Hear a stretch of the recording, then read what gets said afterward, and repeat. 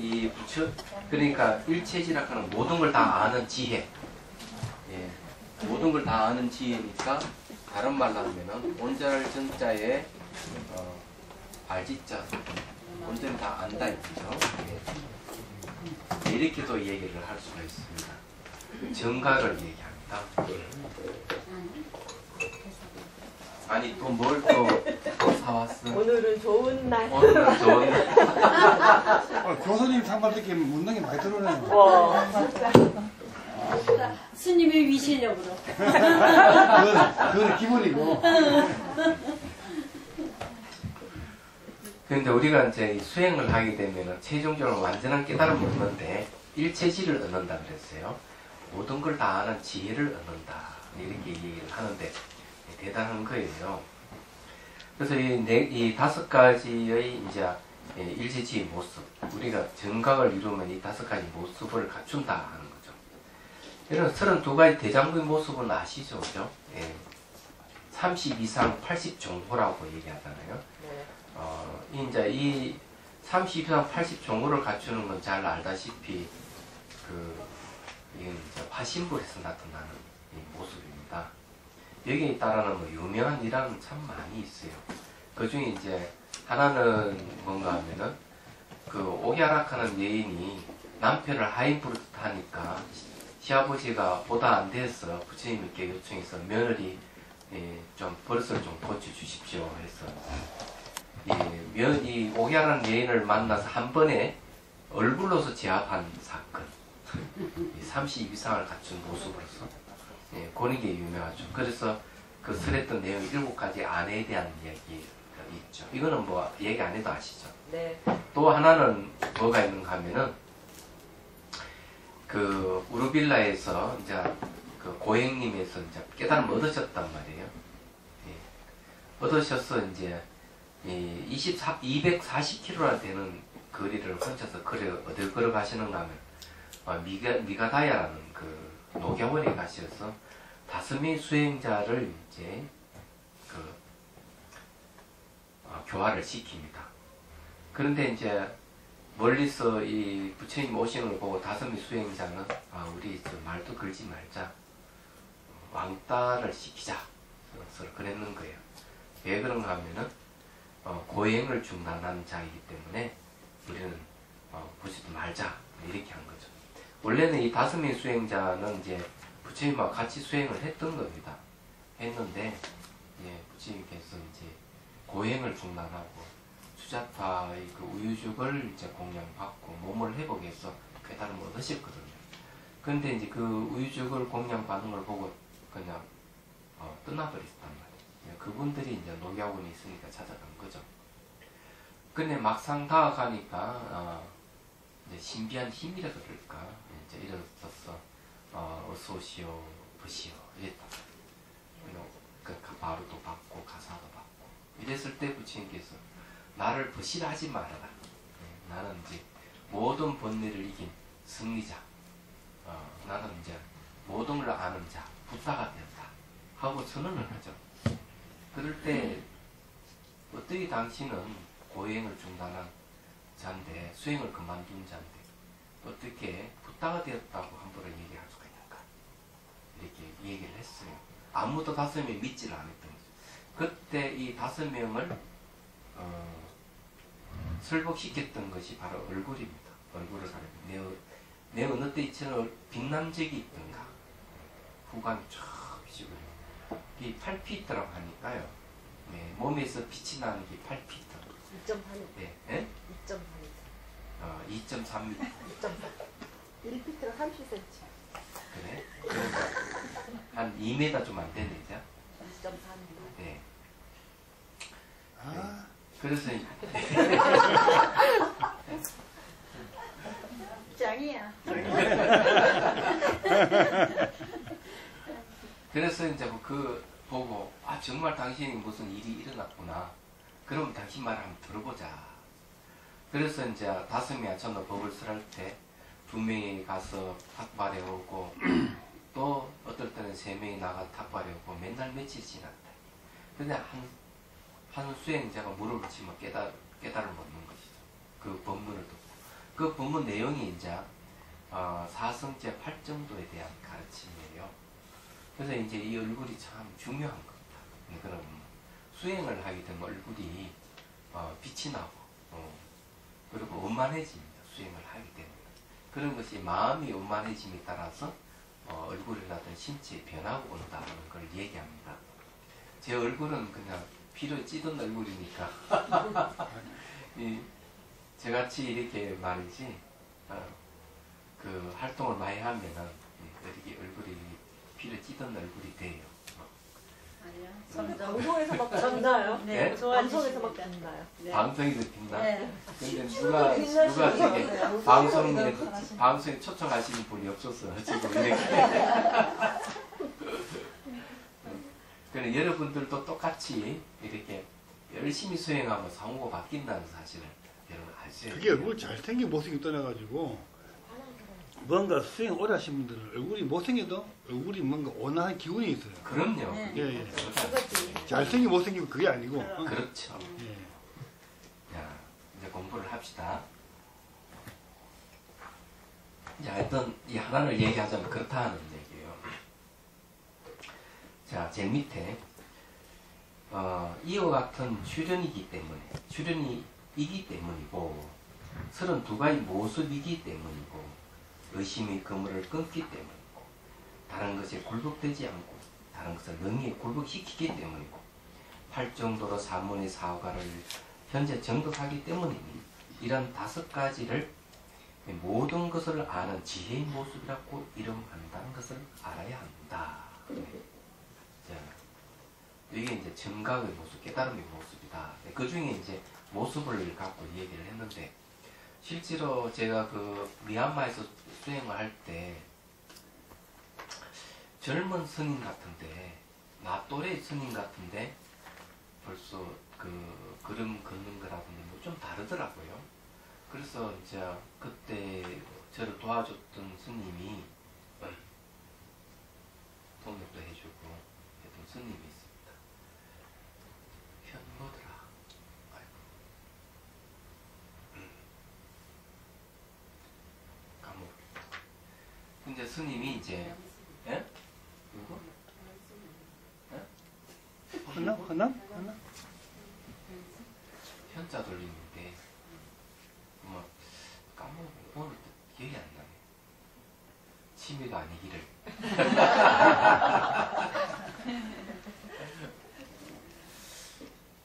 그래서 이제 물어보니까 저 스님 큰 스님이다. 수다원가 소뚜반나를 생각하십니다. 그래서 딱 보면 멀리서 봐도 달라요. 그래서 이렇게 여러 이제 그 스님들 중에서 딱 이렇게 찍으면 딱 맞더라고. 그럼 왜 내 눈에 그렇게 보였느냐? 그래서 확실히 수행을 해서 성취하신 분은 멀리서 봐도 팽터가 나고 그러더라고요. 그러니까. 그런 거리가 다르죠. 예. 그럼 마찬가지로 누구나 이제 다 도를 깨칠 수가 있기 때문에 그런 이제 모습이 이제 그 모습으로 나타나기도 한다는 걸 이제 말씀드리는 거예요. 자, 이제 748페이지로 선남자의 이와 같이 정음을 이루는 도리라는 것은 혈량을 원인으로 하기 때문이고 비량을 원인으로 하기 때문이고 성교량을 원인으로 하기 때문에 5가지 모양을 인하여 청정이라 이름하는데 자, 여기에 이제 중요한 게 뭔가 하면은 정음을 이루는 도리라 하는 것은 증명하는 방법이라 그랬죠. 다시 한번 정확하게 얘기하자면은 확인하는 방법에 대한 도리입니다. 확인하는 방법, 성취 도리라 하는데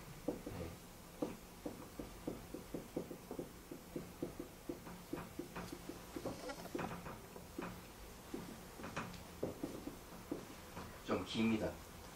확인하는 방법이 뭘 확인하느냐? 바로 진리를 확인하는 방법. 진리라고 하는 것은 이제 우리 진리를 확인해야 되기 때문에 여기서 이제 말하는 진리라고 하는 얘기하는 것은 바로 삼법인을 얘기합니다. 삼, 고, 무와. 이건 이제 진리를 하거든. 이 세 가지를 확인하는 방법이에요. 그러면 이제 요 방법인데, 요 방법은 몇 가지가 있는가? 세 가지가 있다는 거죠. 이건 이제 하나는 잘 알던 혈량이라고 하는 거죠. 혈량이라고 하는 건 직관을 얘기합니다. 직관. 예. 바로 보아서 아는 건 확인이 가능한 거죠. 그게 이제 혈량으로 아는 것이 요 무상고 무아예요. 그렇지만은 또 있죠. 공. 예. 공은 뭔가 비량으로 하는 겁니다. 비량. 비량은 뭔가 하면은 추론이에요.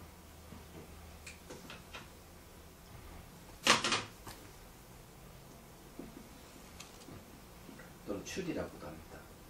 이렇게 이제 여기 무상고 무아 삼법인은 요 혈량으로 알 수 있는데, 요 공은 이 추론이 필요해요. 비량이 필요합니다. 비량. 예. 그 다음에 하나는 뭔가 하면은 성인의 가르침이죠. 성은량이에요. 이 성은량, 량 하는 거는 인식한다는, 혈을 양자는 이게 인식을 얘기합니다. 그러니까 성은량은 뭐 성인이 말씀을 근거로 해서 인식한다 이 말이에요. 이 성은량, 이 세 가지를 들어서 무상고 무아라든지 공성을 이제 파악하는 거죠. 그럼 다른 말로 하면은 이제 공성이 다른 말, 공이 드러날 때는 반드시 지혜가 동반하기 때문에 이걸 또 성이라고 얘기합니다. 성이. 예. 성은 지혜고 이는 공을 얘기합니다. 그래서 이 성의가 바로 불성을 얘기하기도 하고 그렇습니다. 진열하기도 하고 얘기합니다. 그리고 이 성의를 이제 알 수 있는 것, 그런 걸 얘기합니다. 그래 이게 그래 확인하는 방법에 대한 도리이기 때문에 그 도리가 뭔가 하면 혈량, 비량, 성량이라고 얘기를 하는 거예요. 여기서. 여기는 성교량이거든요. 성교량. 성교량. 네. 가르칠 교자 씁니다. 성교량.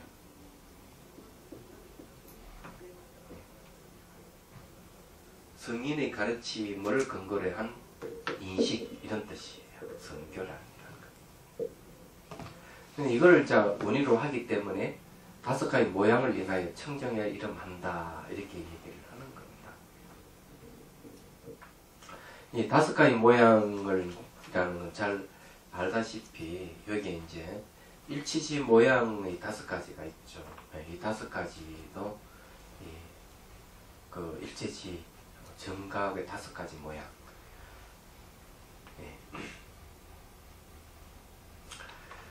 자, 이런 걸로 해서 이제 청정이라고 이름한다.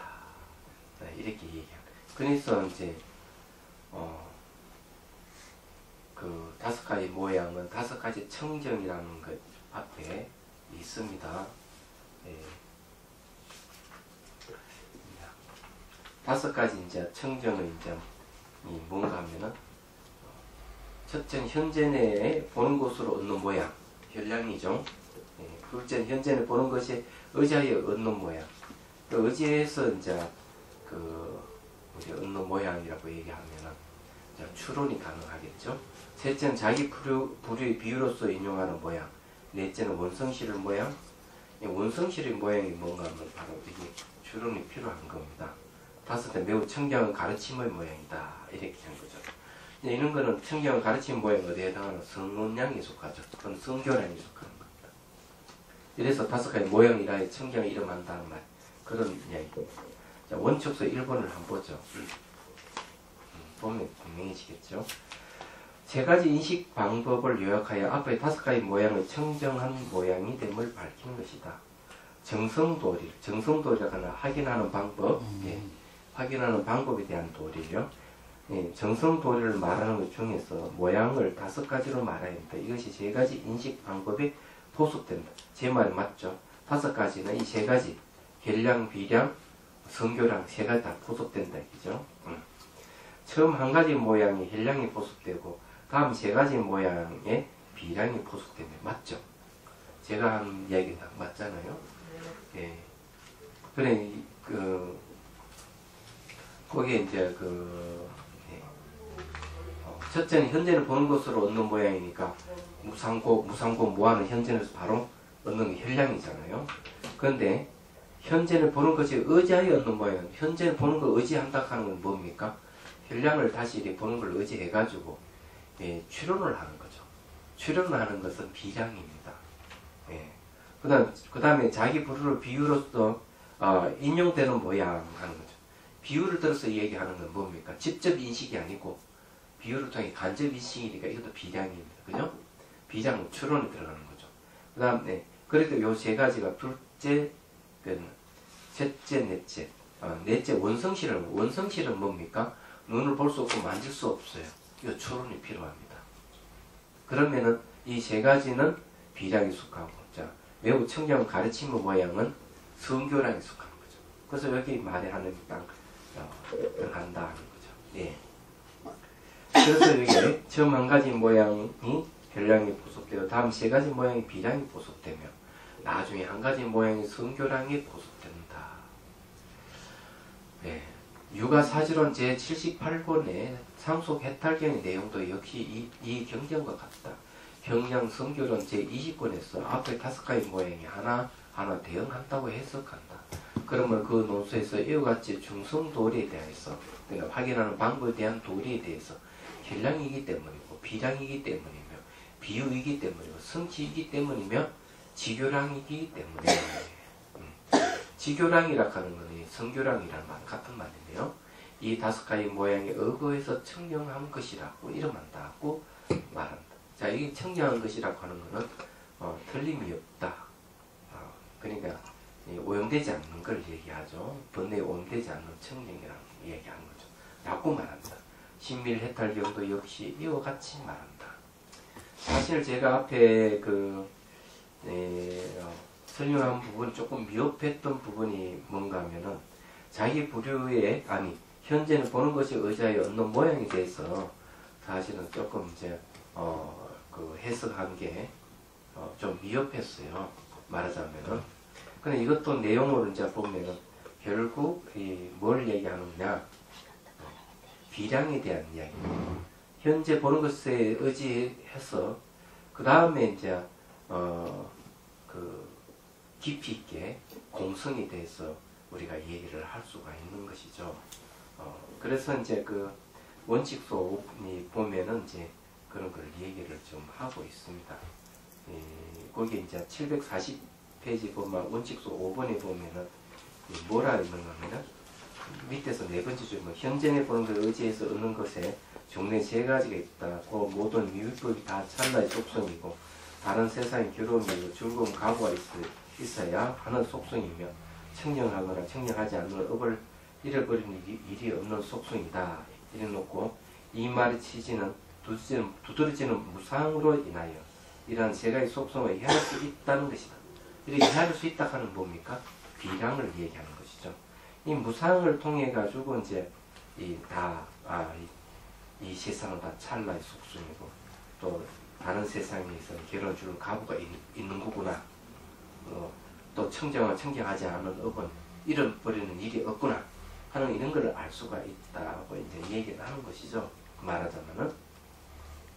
그래서 이제 그걸 하나의 현상을 밀치고 가지고 그 다음에 우리가 어떤 현상이 일어날 것이다, 어떤 현상이다 하는 걸 이해하는 것, 또 일어날 것이다 하는 거나 또 그런 현상에 대해서 몰랐던 것으로 이해하는 것, 이런 것들이 전부 비량에 속한다는 걸 얘기를 하고 있는 거죠. 어쨌든 그렇다는 걸 이제 말씀드립니다. 그 다음에 다시 이제 748페이지 넘어가지고 어찌하여 7가지 모양 때문에 청량하지 않도록 이름하는가. 자, 정음을 이루는 도리에 대해서 청량하지 않는 것이 7가지가 있다는 거죠. 그래, 확인하는 방법에 대해서 청정하지 않는 것이 7가지가 있다. 요걸 이제 공부를 한번 해보도록 하겠습니다.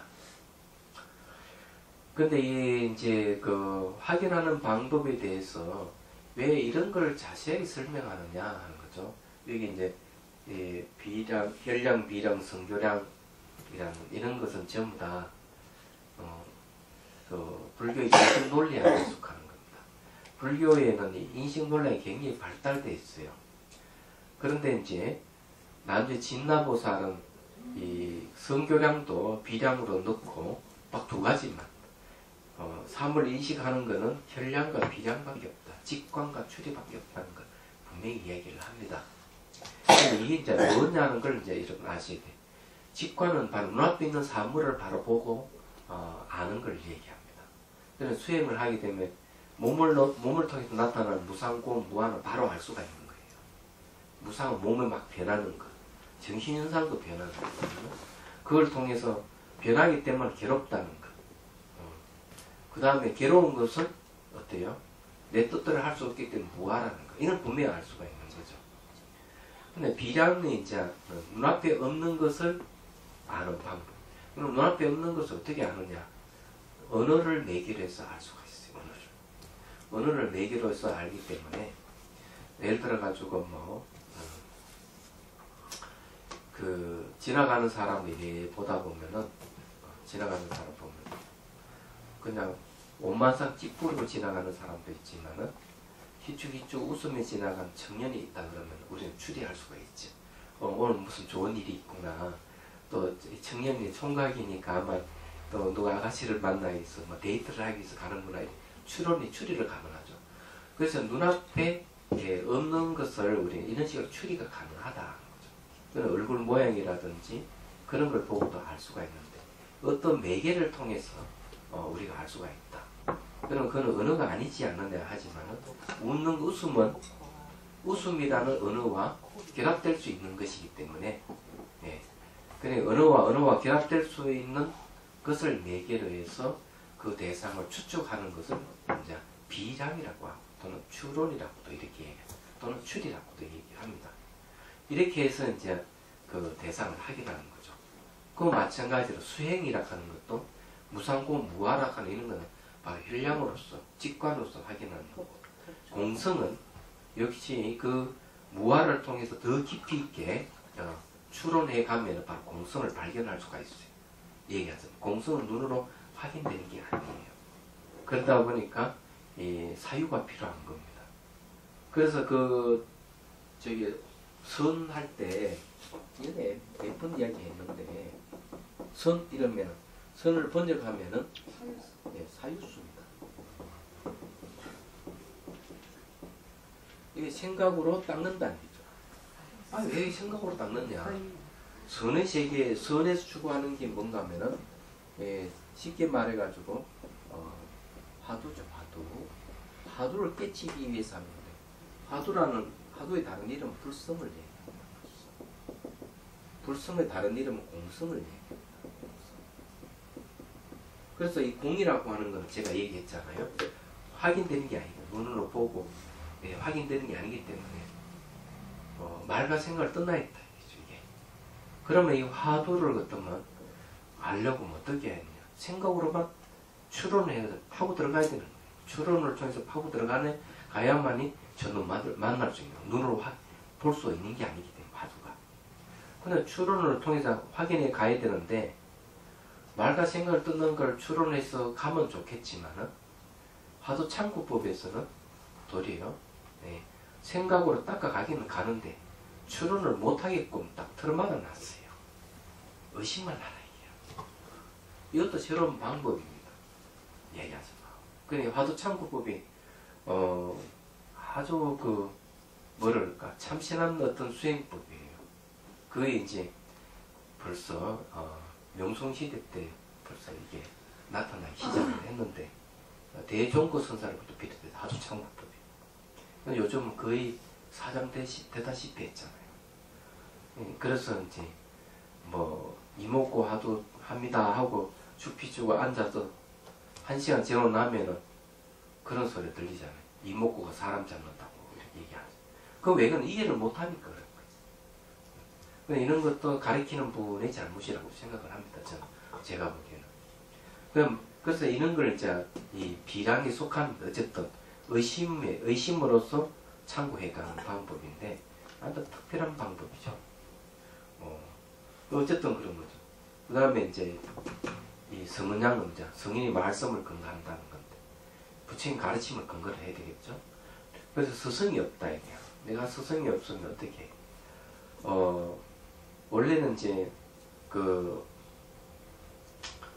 이 가장 이상적인 스승은 뭔가 아마 이론과 실천을 겸비한 스승이 제일 질이에요. 그러니까 이거는 성과 교를 완전히 갖춘 최고의 스승이에요. 프로페셔널 중에 예? 프로페셔널. 프로페셔널 중에 프로페셔널. 그렇지, 맞아. 그런데 이제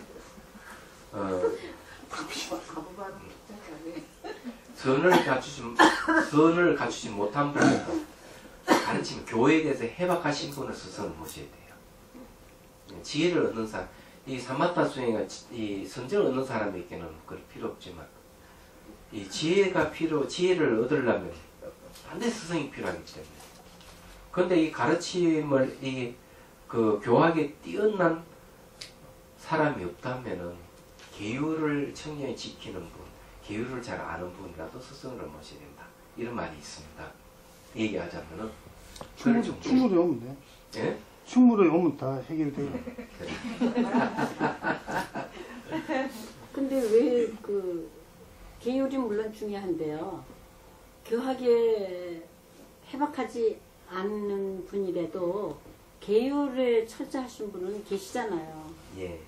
그러니까 이제 근데 내가 스승을 찾는데 예. 예를 들어가지고 뭐 대한민국 같으면은 막 굉장히 찾기 쉽지만 고산지대라든지 어디 뭐 외도를 수행하는 뭐 그런데 스승 찾기 어려운 데 있잖아요. 예. 그럼 굉장히 찾기 어렵다면은 성교를 견뎌하신 분 찾으면 교회에 대해서 해박하신 분 예. 그분은 이제 가르침을 듣는 거죠. 예. 성교는 예. 가르침을 들을 수 예. 있으니까. 예. 그래서 이제 자기가 수행 체험한 것을 이 법문을 들음으로 해서 자기가 이제 그걸 할 수가 있는 거죠. 스스로 판단이 가능해지니까. 아니 그러니까 네. 계율을 그 다음에 철저히 이제 하시는 그러지 분. 못하면은 이제 계를 철저히 지키시는 분을 예. 스승을 모셔야 된다 이 이거 말이에요. 계율은요 그 지역 특성상으로 또 바뀔 수도 있잖아요. 정식 같은 거는요. 아, 지역 특성상으로.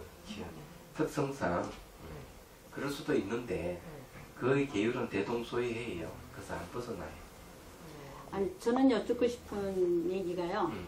계를 철저히 지키심으로써 지혜가 발달하는 거는 아니지 않을까 그런 생각이 들어서. 예, 그렇죠. 그건 관계 없는 것 같아도 예. 수행하는 사람들은 계가 없으면요 예. 선정과 지혜를 얻을 수가 없어요. 예, 그래서 이 계율에 대해서 좀 알아야 돼요. 흩어지니까. 그래서 이 잘못 저지를 놓으면은 그 놈이 이제 빌미가 되어 선정도 얻지 못하고 선정을 얻지 못하면 지혜도 얻을 수 없거든요. 그러면 내가 선정을 얻을 수 없다면 뭔가 계율에 뭐가 하자가 있는지를 살펴봐야 될 거 아니에요. 그러면 스승이 필요한 거죠. 얘기하자면. 부처님 당시의 계율하고 지금 계율하고 좀 많이 바뀌었죠. 안 바뀌었어 그대로. 네, 똑같아. 부처님 당시 때는 탁발하셨기 때문에 음식을 그렇게 고기고 뭐 담가셨다고 그러던데. 네, 고기라도 말이지 주는 거는 받지만은 그것도 갓 잡은 이런 거 또 자기를 위해서 특별히 사람을 잡아서 올리는 이런 거는 받을 수 없게 돼 있습니다. 부처님 당시 때도요? 예, 계율이 다 나와 있어요. 근데 그 다음에 공양을 이제 신도가 올려야만 먹는데 자기가 식당에서 고기를 사먹는 거. 사 먹는 이런 건 안 되는 거예요. 그렇죠. 네. 그건 공양이 아니 올린 공양이 아니기 때문에. 그래서 뭐 남방에 가면서 이거 고기 먹고 어쩌라 하니까 무슨 먹을 수 있다 이렇게 이해하는 거는 잘못된 판단이에요. 그러니까 계율에 대해서 잘 모르기 때문에 그런 일이 벌어지는 거예요. 그래서 이제 교학자도 없다면은 유학자라도 스승을 모셔야 되는 이유가 그거예요. 얘기하자면. 그래서 선생님들이 뭐 해제했으니까 고기 먹고 싶다 해가지고 막 사주고 이러면 안 되는 거예요. 얘기하자면. 그런 건 공양 올린 게 아니 자기가 먹고 싶은 욕구, 욕망에 의해서 원하는 것이기 때문에 그런 거는 스스로 극복해야 될 문제지 그 욕망을 채워줘서는 안 되는 것이 신도들이. 그건 사주면 안 된다는 거지. 그런 거. 그럼 예. 고기를 먹는 거는 살생의 원인이 되기 때문에 더더욱 안 되는 거예요. 그래서 대성계율은 고기 먹지 말라는 조항이 반드시 들어가 있는 거예요. 그래서 세 가지 깨끗한 고기라고 이제 율장이 나오지만 그것도 부처님 말씀대로 그것도 그렇게 씻으라니 방편이 지나지 않고 결국 먹지 말라는 소리다 이런 얘기예요. 그건 없는 가경이 나오는 얘기예요. 그래서 계율을 핑계를 해가지고 남방의 스님도 고기 먹지 않느냐 우리 모두 된다 이렇게 얘기하는 스님이 있다면 어디서든 잘 또는 틀림없고 자기 입맛을 돋구기 위해서 고기를 찾는 것이기 때문에 세속의 전생의 습 때문에 먹는 거야. 그런 자들은 깨달음을 얻기가 매우 어렵다. 이런 걸 아셔야 돼. 지금 시대는 계율이 그건 요즘 시대는 더더욱 좀 고기를 네. 먹어서는 안 되는 시대가 왔잖아요. 더 중요해요. 세속 사람들 안 먹으려 하는 사람들 나타나기 시작하잖아요. 왜 그러냐? 바로 지구온난화 문제하고 관련있잖아요. 이것만 봐도 알 수가 있는 거고. 지금 시대는 왜 특히 안 먹어야 되는가 하면 이 생명을 너무 많이 죽인다 하는 거는 인간의 심성을 항폐화시키는 겁니다. 그래서 스테판 에셀이라는 분이 이 시대는 가장 필요한 것이 연민이다. 정신적 진보를 이루려면 연민심이 필요하다. 그렇게 얘기해요.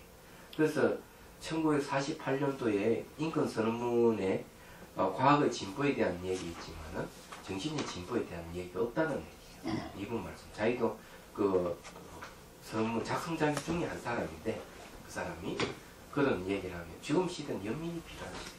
수많은 생명이 죽어나가고 생명을 죽이기 위해서 수많은 생명을 기르고 그로 인해서 여러 가지 노폐물이라든지 이제 이산화탄소가 많이 발생하게 되고 지구 온난화가 되지만 특히 심성이 파괴된다는 거죠. 죽임으로 있어요. 예.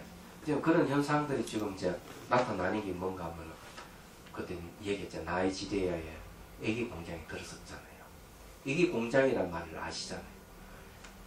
방 하나에 칸막이를 설치해 놓고 15살부터 해서 20세 미만의 여자아이를 납치해가지고 하나 놔놓고 수태를 시키는 거예요. 수태를 시키고 그 애기가 이제 생산되면 판매를 하는 거예요. 얘기가. 그 몇 달 전에 있었던 난난 사건이잖아요. 근데 그 방법이 뭡니까? 닭을 한 마리씩 세상에 가다 놔놓고 계속 계란을 생산해내는 것과 똑같은 방식이고 소 한 마리씩이라는데 돼지 한 마리씩 가다 놔놓고 먹이를 주고 살찌워서 말이죠. 새끼를 계속 뽑아가지고 키우고 판매하고 죽이고 하는 거 똑같아. 생각해보시죠. 그런 게 동물에게 가했던 방법을 인간에게 또 하고 있죠. 그래서 지금 시대는 그런 고기를 먹지 말아야 되는 시대. 그래서 이게 인류가 고기만 먹지 않으면 지구가 다시 환경이 깨끗해지고 잘 살 수가 있다는 거죠. 그러니까 외국에는 고기 먹지 않는 이들이 굉장히 많아지고 있는 거죠. 그냥 무슨 한국 사람이 걸신 들린지 고기 그렇게 좋아하고 그냥 미친 짓을 해가거든요. 예.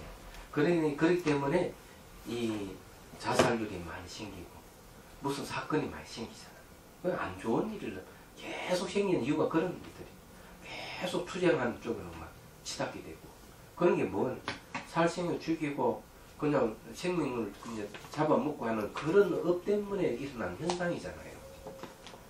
군부대만 애들은 한 달에 죽는 숫자가 1년에 죽는 숫자인데 하여튼 엄청나게 죽더구만. 군부대 자살하는 숫자가. 예, 그 어쨌든 자살률이 1위잖아요, 우리나라가요. 군부대도 그런데 사회도 그렇고. 그거 왜 생기겠는데?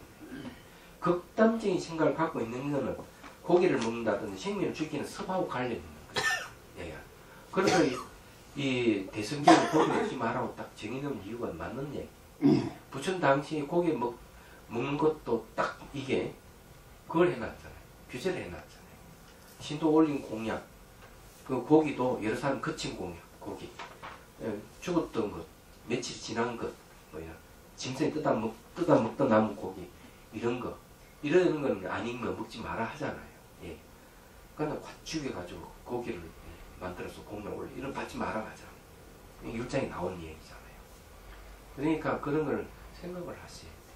그래서 그런 걸 자꾸 미화하고 있는 스님들이 있다면은 그거는 절대로 응해서는 안 되고 오히려 잘 안다면 그거 스님 먹지 마셔야 된다고 권고를 권해야 됩니다. 근거에도 안 들어요. 예.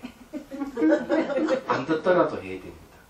그래야 됩니다. 먹을 게 그리고 먹을 게 그 없다. 스님한테 뭐 짜고짜고 먹을 수 스님의 권위를 가지고 그런 쪽을 사용하는 안 된다고 또 얘기를 해야 됩니다. 얘기하죠.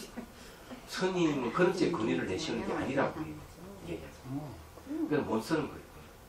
사는데 먹지 말할 게 아니라 먹을 게 없어 사가야 돼. 먹을 게 두부 잡수. 낯섭 때문에 그러는데 그 스님 젖소 있죠.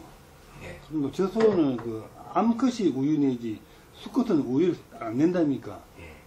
저도 신고 놀린 게 젖소 수컷은 나오면 살 거 아까우니까 몇 마리만 남겨놓고 다 죽였던데요. 그럼. 예. 그 나온 생산 저 반이 수컷인데 36개월입니다. 아니 암컷만 남겨놓고 예, 수컷은 그러니까. 예. 36개월 안으로 다 잡아버려요. 아, 예. 안 놓으면 닭도 생식 능력이 계속 새끼 낳을 때까지만 살려주고 예. 새끼 더 이상 못 낳는다 하면 딱 죽여버려요. 돼지도 똑같아. 1년에 대한민국 사람들이 먹는 닭고기 수가 5억 마리 넘습니다. 너무 많이 먹네. 예. 생각을 해보십시오. 네. 고기를 먹어야만 살 수 있다고 생각하면 반대로 살아있는 생명을 잡아서 내 몸을 건강하게 한다는 이율 배반이잖아요. 생각을 해봐야 돼요. 그 치맥이 치매를 심났죠, 그죠? 몰라. 킨 맥주가 맛있는데 그게 치매를 유발한다고. 치매. 치매. 치킨 맥주 네. 치맥. 응. 치맥이 치킨 맥주도 있어? 치킨과 맥주 먹는 거. 아. 치맥. 같이 섞어 먹으면 치매 네. 생긴다고. 치매에. 그게 이제 왜 그런가 하면은 어. 닭은 말이지 원래 그 열대지방의 동물이거든. 아, 열이 많아요. 닭이. 예. 맥주는 뭡니까? 찬 거. 왜 찬가하면 보리로 해서 발효시키잖아요. 보리는 한겨울이 지나 차잖아요. 그렇죠. 예. 그죠? 예. 그러니까 둘이 만났으니까 그렇지. 극과 극이 만나는 거잖아요. 그렇죠. 부딪히지. 예. 먹지 말라는 거 그거죠. 예, 그게 안 좋답니다. 별것 다 얘기해.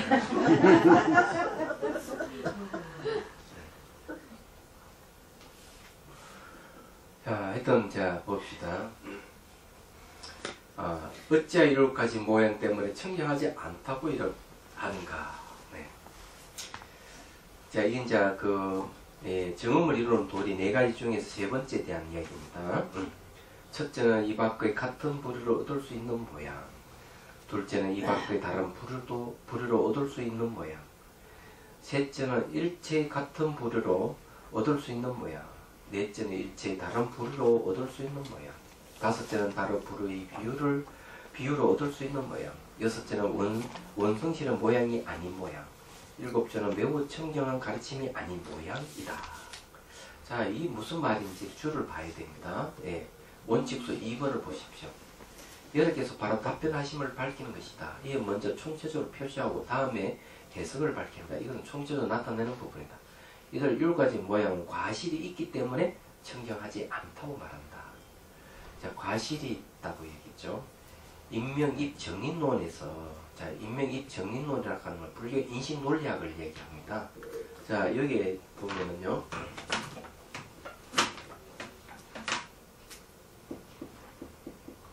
자, 인명이죠. 인명. 명이라고 하는 건 이건 학문이라는 뜻입니다. 학문. 인이라고 하는 원인이죠. 원인. 네. 원인에 대한 학문. 이런 뜻입니다. 번역을 하면. 그건 인명이에요. 그러니까 인명 원인에 대한 학문은 뭘 얘기하느냐.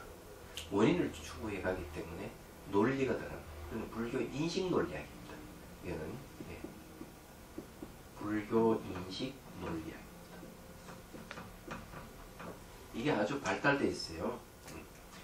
그 불교 인식 논리학 중에서 이제 입정리론이 있습니다. 예. 그래서 과실이 있는 이유는 모두 14가지가 있으면 그릇된 이유라고 한다. 이른바 성립되지 않는 이유에 4가지가 있다. 그 어느 하나가 성립되지 않는 이유 등을 말한다. 일정하지 않는 이유에 6가지가 있다. 곧 공통적인 일정하지 않는 이유, 공통되지 않는 일정하지 않는 이유 등이다. 모순된 이유에 4가지가 있다. 곧 법의 자상과 모순된 이유 등이다 라고 말한다. 구체적인 것은 그 논소와 같이 알 수가 있다. 그러니 논리적으로 따져보면은 이게 이제 청량하지 않는 걸 이제 쭉 이 얘기를 하는데 참 머리 아프죠. 이거 전부 다 논을 하려면은. 그래서 우리는 핵심만 잡고 그냥 국수 먹듯이 술 넘어갑시다. 예. 자, 여기서 말한 7가지 모양 중에서 앞의 4가지 모양은 인명, 입, 정리론에서 말한 일정하지 않은 과실 중에 앞의 5가지다. 6번째, 반대되는 결론에도 맞는 일정하지 않음의 이유는 불별이 아니기 때문이다. 불별은 이게 좀 이상한 말이에요. 요거 한번 분별인지 그러면 요거 제가 한번 한문을 찾아보도록. 글씨는 있는 것 같은데. 여기서는 가령 인명, 입, 정리론에서 말한 일정하지 않는 이유 6가지 모양을 포시한 다음에 그 논소가 이 경계의 문장은 서로 대응될 수 있음을 말하기도 한다. 인명, 입, 정리론에서 다음같이 말한다. 일정하지 않는 이유 6가지가 있다. 첫째, 공통적인 일정하지 않는 이유이고, 둘째는 공통되지 않는 일정하지 않는 이유, 셋째는 같은 경우에는 일부에만 맞고 다른 경우에는 모두 맞는 일정하지 않는 이유. 일정하지 않다 하는 것은 뭔가 딱딱 들어맞지 않다 이런 말이에요. 그 딱딱 들어맞지 않으니까 과실이죠. 허물이라는 얘기입니다. 넷째는 다른 경우에는 일부에만 맞고 같은 경우에는 모두 맞는 일정하지 않는 이유이다. 다섯째는 같은 경우의 일부와 같지 않는 경우의 일부에 맞는 일정하지 않는 이유다. 같은 경우에도 이제 일부와는 맞지 않는 경우가 있고 일부에는 맞는 경우가 있다는 거죠. 그래서 일정하지 않는 이유다는 거죠. 여섯째는 반대되는 결론에도 맞는 일정하지 않는 이유. 반대되는 결론에도 딱 맞아버리면 반대되는데 맞아버리면 좀 이상하잖아 이게. 그죠? 그래서 일정하지 않는 이유다. 이러는 거죠. 자, 여기서 공통적인 일정하지 않는 이유는 다음과 같다. 예를 들면, 자, 설명하면요. 우리가 이제 오늘 그 불교 인식 논리학을 공부를 좀 합시다. 시간 아직 4분 남았습니다. 예를 들면, 소리는 상주한다. 인식될 수 있는 성품이기 때문이다. 라고 말하는 것 같다. 자, 이거는 어때요? 이건 공통적인 일정하지 않는 이유에 속합니다. 자, 소리는 상주합니까? 이분은 이게 들을 수 있기 때문에 인식될 수 있는 소리는 인식될 수 있기 때문에 소리는 상주한다 이렇게 얘기하지만 소리는 인식되긴 되지만 상주하지는 않습니다. 근데 이게 서로가 안 맞는 거죠. 이 두 가지가. 그래 말하는 것과 같다. 상주한과 상주하지 않는 경우가 모두 이 이유를 공통적으로 한다. 하나는 상주하고 하나는 상주하지 않는다면 서로가 안 맞는 것이죠. 그럼 이 과실입니다. 이거는 논리 안 맞단 말이죠. 이런 논리 안 맞다 하는 건 뭡니까? 확인하는 방법의 도리에 어긋난다는 거죠. 확인하는 방법에서 이건 틀렸다는 얘기죠. 자, 이런 까닭이 일정하지 않다. 마치 물단지 등과 같이 인식될 수 있는 성품이기 때문에 소리가 상주하지 않는 것이 되고 마치 홍동과 같이 인식될 수 있는 성품이기 때문에 소리가 상주한 것이 된다. 이건 말이 안 되는 것이죠. 물단지 같이 인식될 수 있는 성품이 되게 소리가 상주하지 않는 것이 된다. 이 말은 무슨 말? 소리는 상주하지는 않고 물단지는 뭡니까? 인식되기 때문에 상주하는 같이 보이죠. 이것도 둘이 안 맞죠. 또 홍등과 같이 인식될 수 있는 성품이기 때문에 홍은 어떻게 인식됩니까? 말도 안 되는 거죠. 그죠? 이게 또 이제 소리가 상주하게 된다 하는 말도 틀린 말이고, 그래서 이게 공통되지 않는, 일정하지 않는 이유는 다음과 같다. 예를 들면, 소리는 상주한다. 들리지는 성품이기 때문이다. 라고 말하는 것 같다. 자, 이게 들리기 때문에, 들리지는 성품이기 때문에 소리는 상주한다. 늘 들리지는 성품으로 본다면 상주한다는 말이 맞지만, 소리 자체는 상주하는 게 아니잖아요. 그럼 이게 틀린 겁니다, 이거는요. 라고 말하는 것 같다. 상주한과 상주하지 않음의 경우가 모두 이 이유를 떠난다. 상주한과 상주하지 않는 이외의 나머지는 존재하지 않기 때문에 이것은 결정적이지 않는 이유이다. 이건 도저히 결정할 수가 없죠. 이 들려지는 성품, 그것은 어떤 것도 결정적이지 않아요. 들려지는 성품은 결정적이지 않죠. 근데 같은 경우에는 일부에만 맞고 다른 경우에는 모두 맞는 일정한 이유는 다른 것 같다. 요거는 다음 시간에 요 얘기를 하죠. 자, 이거는 이제 이 논리라 하는 건 이제 말씀드리자면 이런 거예요. 이 불교인식 논리학의 특징은 현실에 지금 나타난 현상을 근거로 해서 설명합니다. 설명하기 때문에 우리가 일상생활에서 증명될 수 없는 것에 대해서는 얘기를 안 하는 거죠. 그래서 무엇인가 증명을 할 때도 우리 일상생활의 현실을 근거로 해가지고 우리 맞는지 안 맞는지를 얘기를 확인하는 논리 방법이에요. 그래서 우리는 이런 것에 잘 익숙해지면 혹시 여러분들이 법정에 있어가지고 진술을 할 때도 똑부러지게 해서 승소할 가능성이 있습니다.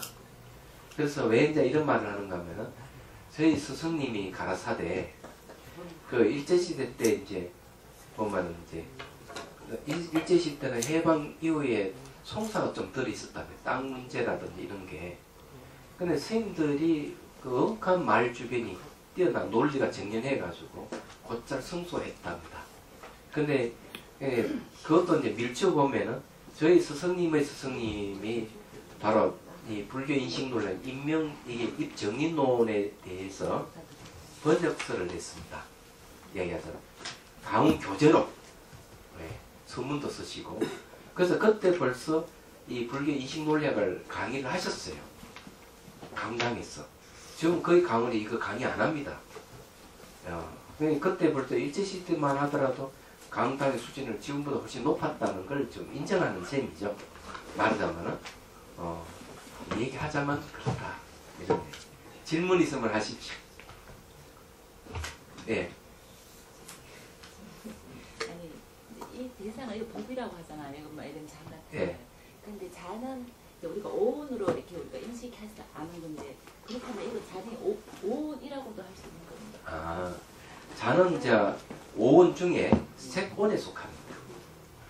오온이라고는 하기는 곤란하고 오온 중에 색온.